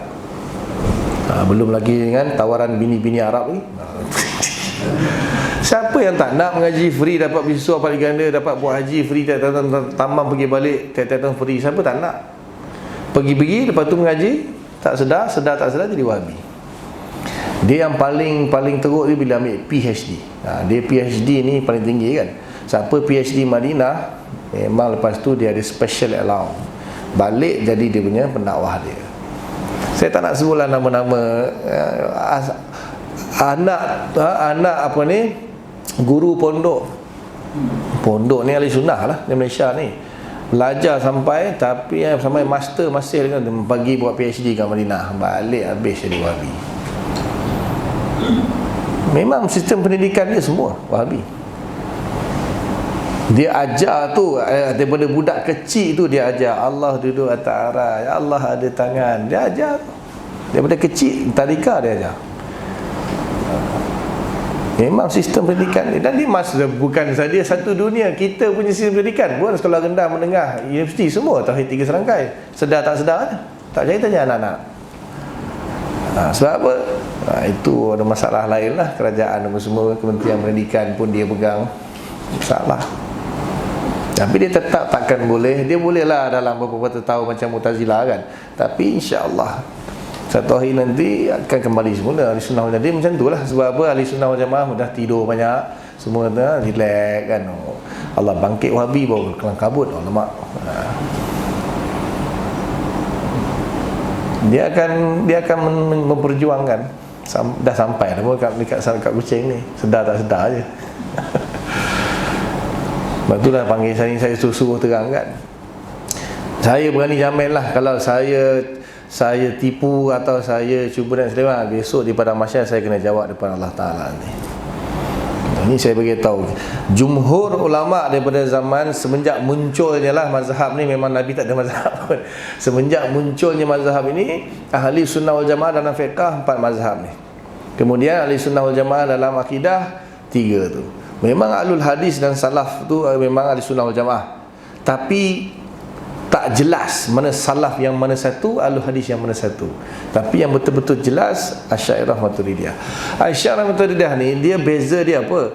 Dia memperjuangkan akidah Ahli Sunnah ikut salafus soleh, dan ni cuma dia punya metodologi dia, manhaj dia. Dia bentuk satu sistem. Panjang saya nak cerita sebenarnya. Dia ada tambah satu hujah, dia panggil hujah akal ataupun ilmu kalam. Ilmu kalam dan hujah akal. Sebab apa? Sebab Islam ketika itu diserang oleh ahli falsafah, bahkan Mu'tazilah yang terpengaruh dengan falsafah juga akhirnya cuba untuk menguasailah Islam. Akhirnya dan berjaya pun. Akhirnya Imam Abu Hasan Asy'ari bangkit menentang Mu'tazilah dan falsafah ni dengan gunakan ilmu kalam juga, dengan hukum akal. Ketika itu ahli hadis dengan salafus soleh tak mampu. Imam Ahmad bin Hanbal kena penjara belasan tahun, cuba menentang Mu'tazilah, tak berjaya. Pasal apa? Dia anggap kalah. Pasal apa? Tak boleh nak berdebat dengan Mu'tazilah. Mu'tazilah ni hebat, ilmu akal dia, ilmu kalam dia. Akhirnya Allah tewaskan ilmu kalam Mu'tazilah dengan ilmu kalam Imam Abu Hasan Asy'ari. Hukum akal Imam Abu Hasan Asy'ari. Allah gunakan benda yang sama untuk tewaskan benda yang sama. Hari ini berlaku dalam politik kita. Satu parti yang tak nak sebutlah, yang kuat, akhirnya yang tewaskan parti itu siapa? Orang dia juga. Betul? Itu siapa faham lah. Ini contoh je, bukan nak cerita buat politik. Sebab dia faham tentang masalah ni. Jadi Imam Abu Hasan Asy'ari dia Mu'tazilah. Dia keluar Mu'tazilah, dia lawan balik Mu'tazilah. Perjuangkan balik. Maka nak lawan Mu'tazilah, nak lawan falsafah, kena guna hukum akal, kena guna ilmu kalam, kena guna benda yang sama. Isu dia orang ni kata ilmu kalam ni apa, bid'ah, ilmu kalam ni falsafah. Tak faham. Mana dia orang keluarkan statement-statement ilmu kalam ni membuatkan huru-hara. Nak tanya siapa yang selamatkan akidah Ahli Sunnah wal Jamaah daripada Mu'tazilah? Baca sejarah. Kalau tak Imam Abu Hasan Asy'ari bangkit menentang Mu'tazilah, habis. Yalah, memang Allah takdirlah. Maknanya terbukti Imam Ahmad bin Hanbal sendiri kononnya Imam salafus soleh yang kita akui lah Ahlul Hadis, tapi kenapa tak mampu berhadapan dengan Mu'tazilah? Siapa yang bangkit menentang Mu'tazilah kalau bukan Imam Abu Hasan Asy'ari? Jadi Imam Abu Hasan Asy'ari setelah dia bangkit menumpaskan Mu'tazilah, semua takut nak berdebat dengan Abu Hasan Asy'ari. Imam Ahmad bin Hanbal tu berdebat depan khalifah. Mu'tazilah main-main je. Main apa? Main-main akal je. Tak boleh jawab. Qala Allah, qala Rasulullah. Kita tak kata dia salah. Dia memang betul Ahli Sunnah wal Jamaah, tapi tak mampu nak menghadapi serangan falsafah dan Mu'tazilah. Jadi adakah apabila Islam diserang oleh falsafah kita surrender? Islam diserang oleh liberal, kita pun angkat tangan. Qala Allah, qala Rasulullah. Qala Allah tu je kami tahu, yang lain tak tahu. Islam tak mampu nak guna akal, nak lawan pemikiran-pemikiran yang diserang oleh falsafah Mu'tazilah. Islam tak mampu. Islam pun, maka Allah bangkitkan dalam ulama-ulama dari Islam yang bangkit menentang falsafah Mu'tazilah dengan ilmu yang sama, ilmu kalam, ilmu akal. Sebab tu ilmu kalam, ilmu akal tu sampai sekarang dipelihara oleh ulama. Kalau tak ada, habis. Takkan Islam lemah dalam bab akal, dalam bab hujah-hujah akli, takkan Islam lemah? Mustahil Islam lemah. Cuma ketika zaman tu tak perlu lagi, tak perlu ada. Tapi bila dah kalah sampai tahap Mu'tazilah dah kuasai seluruh Islam, habis takkan nak qala Allah qala Rasulullah saja kot. Dan Imam Abbas Asy'ari gunakan senjata yang sama, ilmu akal, ilmu kalam, lawan balik Mu'tazilah. Akhirnya maksudnya Imam Abbas Asy'ari lah yang mengislamkan dan mengahli sunnahkan ilmu kalam. Akhirnya dipakai ilmu kalam itu sebagai hujah saja. Akidah tetap akidah Islam, cuma sebagai hujah supaya kita tak lagi diganggu-gugat, diserang oleh falsafah dan mana-mana lah pemikiran akal yang gunakan akal ni. Kita pun ada falsafah Islam, ilmu kalam yang Islam, yang ahli sunnah. Tapi dia orang sekarang tu lah, nak lawan, nak tolak Asy'ariyah ni, tolak ilmu kalam, tolak semua, tolak. Dia kata Nabi tak pakai ilmu akal. Siapa kata Nabi tak ada akal? Quran penuh afala ta'qilun, afala tatafakkarun. Lagi? Ya bang. Daripada 73 golongan hanya satu yang masuk syurga.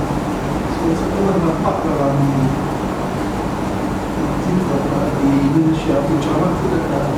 Jadi ada banyak kekeliruan ada. Sebenarnya daripada 73 itu 72 yang suka satu golongan ni. Saya agak keliru juga lah. Banyak selalu kita dengar 22 yang ada sebuah hadis, tetapi hadis itu sangat-sangat dhaif dan bercanggah dengan hadis. Dia kata, ada hadis tu kata 72 yang masuk syurga, satu yang masuk ada. Tapi hadis tu kesetengah ulama kata hadis itu punya status sangat-sangat lemah, sangat-sangat dhaif dan ditolak. Kalau macam tu tak perlulah pecah sampai 72 dah masuk syurga. Kenapa nak kena pecah 72 baru masuk syurga? Setakat ni tak boleh nak kira yang pecah setakat ni yang masuk syurga, yang betul pun 4 je. Mana pergi lagi 70 lebih mana? Maksudnya dari segi wakil, dari segi apa yang berlaku, kejadian yang berlaku tak menunjukkan seperti itu. Sebaliknya yang menunjukkan berpuluh-puluh yang berpecah, yang banyak, yang sesat tu, yang masuk neraka tu yang banyak. Ada memang ada muncul hadis itu, dia terbalik. Maka dia jika dinilai dari sudut hadis, dari segi nilai hadis, maka hadis yang mengatakan 72 yang masuk neraka itu lebih kuat dan lebih banyak daripada hadis yang kata 72 tu yang masuk syurga, satu yang masuk neraka. Dan kalau kita nak tatbikkan, kita nak tatbik atau maksud apa, kita nak sesuaikan dengan sejarah, tak ada sampai 73 ahli sunnah yang masuk syurga terbagi sampai 72 tak sampai. Paling pun mazhab fiqh 74 je. Mana pergi yang tu, yang lebih-lebih mana pergi. Sebaliknya yang masuk neraka tu yang kelompok yang banyak ni, yang sebut-sebutkan itu jelas, itu semua sepakat. Yang sebut kan Syiah, Qadariyah, Jabariyah tu belum pecah-pecah yang bawah-bawah tu lagi. Ayah Pin lagi, Nabi Melayu lah, apa semua macam ada lagi. Jadi tak munasabah hadis yang, dan status dia pun dhaif jiddan, sangat lemah hadis tu. Lagi? Ya bang. Assalamualaikum. Waalaikumsalam warahmatullahi. Tadi disebut tentang Mekah dan Madinah dikuasai oleh golongan yang Saudi yang berpahaman Wahabi. Jadi bagaimana dengan Al-Quran itu sendiri yang dicetak di Madinah dan Mekah? Adakah turut dipahami? Dia macam ni, Al-Quran, hadis itu memang perkara yang sudah disepakati, tak mungkin akan diubah-ubah. Tak ada masalah dalam bab tu. Dia masalah di dalam memahami Al-Quran dan hadis. Itu masalah. Dia pun semayang 5 waktu ya. Wahabi ni kita tak kata dia kafir lah, semua tak ada. Cuma dia menyalahi ahli sunnah wal jamaah. Tak, walaupun dia klaim dia lah ahli sunnah wal jamaah, masalahnya Tidak begitu dah. Maknanya dalam bab-bab yang disepakati tak ada masalah. Dia semayang pun macam kita semayang, dia puasa macam kita puasa, sama.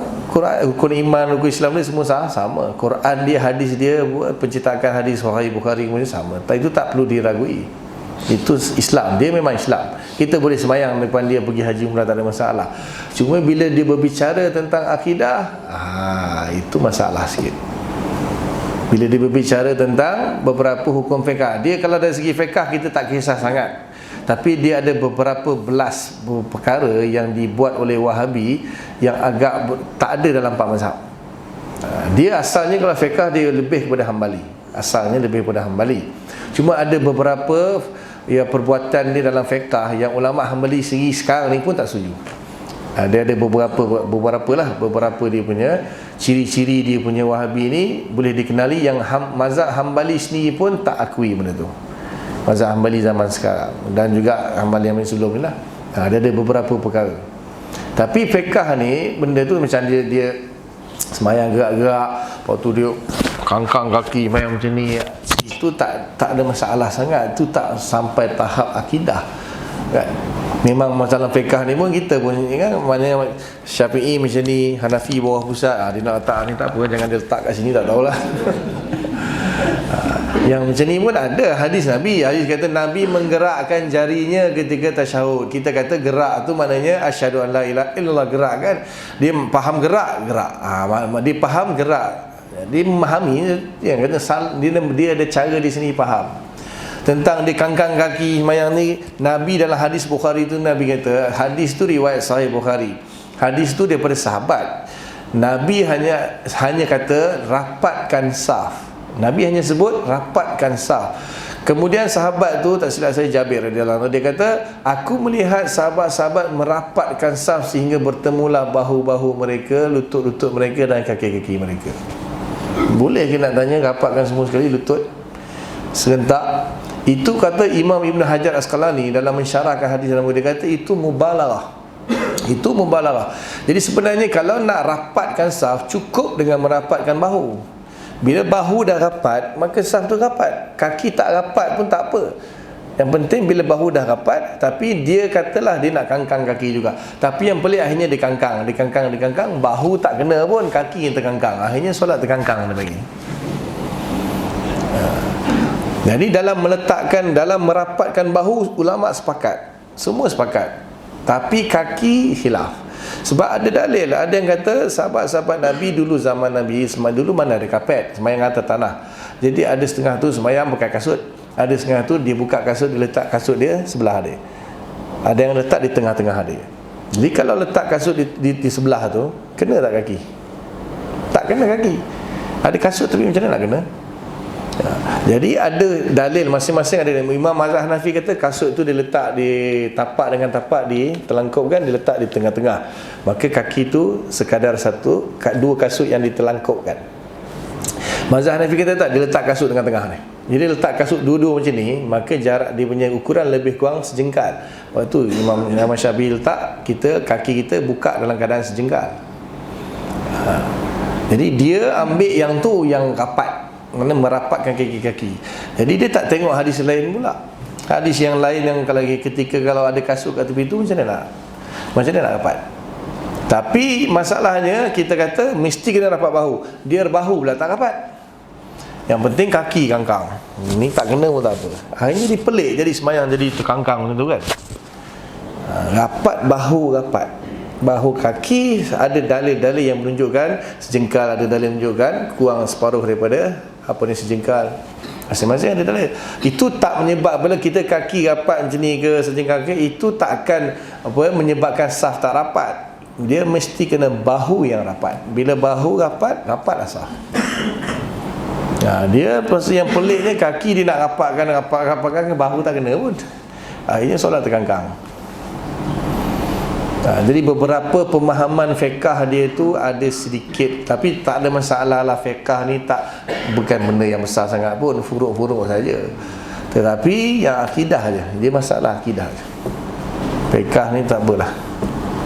Sebab kita 4 mazhab ni pun masing-masing kan khilaf, masing-masing ada dalil dia. Tapi akidah yang masalah. Ya saya. Zakir Naik kan. Zakir Naik. Oleh non-Muslim, apa beza mazhab Syiah dan mazhab Sunnah, Al-Sunnah kan? So dia jawab, dalam Islam tak ada mazhab. I mean, dalam konteks dia menjawab non-Muslim lah. So, yang penting is kita ikut Al-Quran, ikut Al-Hadis. So mana selagi kita berpegang kepada dua tu, so tak ada masalah. Zakir Naik ni dia punya kepakaran dia adalah muqaranah bainal adyan, maksudnya perbandingan agama. Jadi apabila satu orang tu dia punya maksud dia untuk mengajak orang masuk Islam, maka kita tak boleh dedahkan khilaf-khilaf dalam Islam. Itu akan menyebabkan orang jadi confused. Jadi dia sama ada dua lah. Sebenarnya dia pun tak pakar pun dalam bidang mazhab ni, dan dia pun tak ada mazhab, dia pun cenderung ke arah Wahabi sebenarnya. Tapi kita tak nak tengok kat situ lah. Maksudnya kita tengok dia punya maksud dia nak mengislamkan orang. Kita pun kalau kita nak ajak orang masuk Islam, jangan cerita mazhab-mazhab ni. Kita kata masuk Islam dia, masuk Islam. Kau kena ikut mazhab Syafi'i ya. Mazhab ada 4 tau. Nanti pening.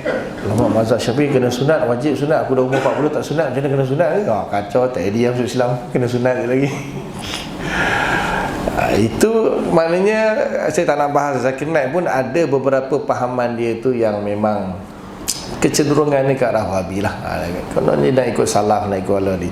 Tapi kerana dia ni mengislamkan ramai orang, maka memang pun kita kalau nak mengislamkan orang, jangan cerita mazhab-mazhab ni, memang pening nanti. Apa itu mana satu yang betul, saya nak ikut mazhab mana, tak payah. Kau masuk Islam, mengucap sembahyang, puasa, gaji.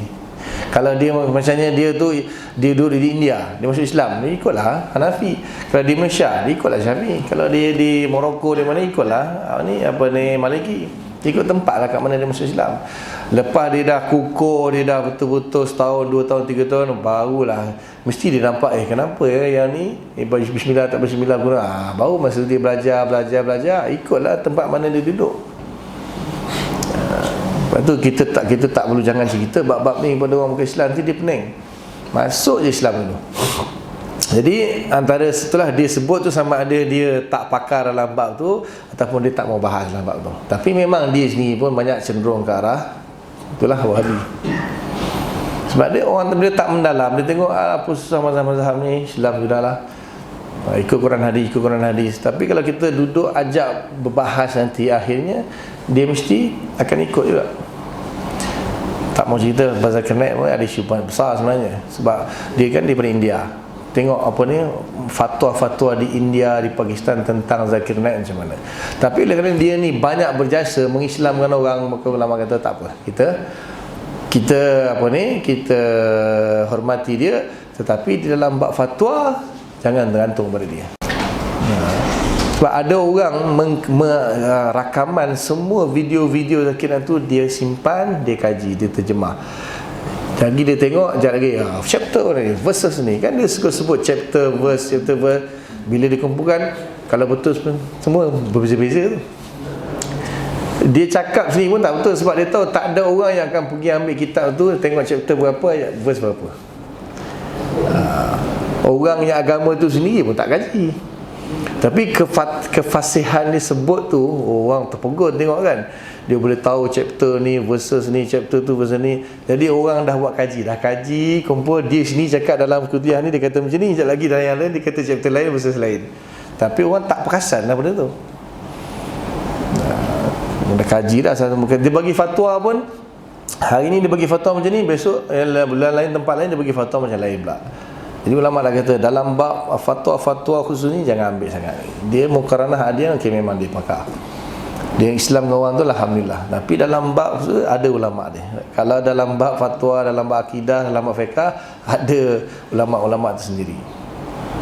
Dia sepatutnya dia tapi sebab orang tanya dia masalah tu kan. Jadi dia nak jawab pun dia tak pakar dalam bidang tu. Tapi dia bagi jawapan apa yang dia rasa betul je. Kat situ memang ada sikit masalah Zakir Naik dalam bab tu. Tapi dia banyak Islamkan orang, kita tak apalah. Patutnya diserahkan kepada ulama yang lebih pakar ulama tu. Tapi kan nampak nanti bila orang tanya dia tak boleh jawab. Sepatutnya dia bagi kita dalam Islam ni, kita semua masuk Islam ni, kita masuk dulu, kita buat yang asas. Ada sedikit minoriti punya perselisihan dalam Islam. Ada mana dia kena raikan sebenarnya sepatutnya. Itulah maksud dia kot. Mungkin wallahu alam. Oh, bawa lagi. Lagi nak tanya lagi? Cukup dah, Ustaz? Jadi saya haraplah kita, walaupun kita Islam, maka kita kena berpegang pada Ahli Sunnah wal Jamaah. Dan siapa di Ahli Sunnah wal Jamaah, seperti yang saya sebut tadi, dalam fiqah ada 4 mazhab. Di Malaysia ni mazhab rasmi mazhab Syafi'i dalam fiqah, dan mazhab akidah mazhab Asy'ariyah. Jadi mengajar tak faham Asy'ariyah pun mengaji sifat 20 tu dah cukup dah. Dah cukup dah. Jadi apa yang diajar dalam pengajian sifat 20 itulah kita pegang. Tanpa kita nak menyalahkan orang lain, nak bergaduh berdebat dengan orang lain. InsyaAllah sejarah menunjukkan orang yang bermazhab fiqah 4 ni dan mazhab akidah 2 ni majoriti ulama dan majoriti umat Islam. Walaupun zaman sekarang mungkin dah kurang zaman sekarang, tapi sejarah menunjukkan majoriti. Jadi besok di padang mahsyar kita akan bersama-sama dengan orang yang berikut mazhab ni. Yang tak nak ikut mazhab, yang kata ni ikut salaf ke tak apa, biarlah. Nanti besok di akhirat kita nak duduk belakang siapa nak tanya? Saya akan duduk belakang Imam Syafi'i, saya akan duduk belakang Imam Asy'ari, sebab itulah akidah saya, itulah fiqh saya ikut imam ni. Bukan kita kata kita tak nak kata kita ikut Quran hadis. Habis imam-imam ni tak ikut Quran hadis ke? Imam-imam ni tak ikut Quran hadis ke katanya? Jadi bila kita kata kita ikut Imam Syafi'i dalam fiqh, Asy'ari dalam akidah, bermaksud kita ikut Quran dan hadis melalui pemahaman Imam Syafi'i dan Imam Asy'ari. Dia orang ni lah orang yang betul-betul faham Quran hadis. Yang sekarang ni nak claim kata dia lagi faham Quran hadis, bohong. Dia sebenarnya nak suruh kita ikut dia. Semua orang mengaku Quran iman, takkanlah Imam Syafi'i tak ikut Quran hadis. Mustahil. Kalau orang tu boleh faham sikit, jangan ikut mazhab, ikut Quran hadis. Habis tu mazhab tu tak ikut Quran hadis ke? Tu dia tanya dia balik. Wallahu alam. Setakat tu dulu apa yang baik daripada Allah Ta'ala. Apa yang tak baik kelemahan saya lah, minta ampun daripada Allah, minta maaf pada banyak tuan-tuan. Mudah-mudahan Allah bagi taufik untuk kita faham apa yang sampaikan, dan kita tangguh dengan kafarahnya. Subhanallah bihamdika, nasyhadu an la ilaha illa anta, nastaghfiruka wa natubu ilaik. Subhana rabbika rabbil izzati amma yasifun, wa salamun alal mursalin, walhamdulillahi rabbil alamin. Assalamualaikum warahmatullahi wabarakatuh.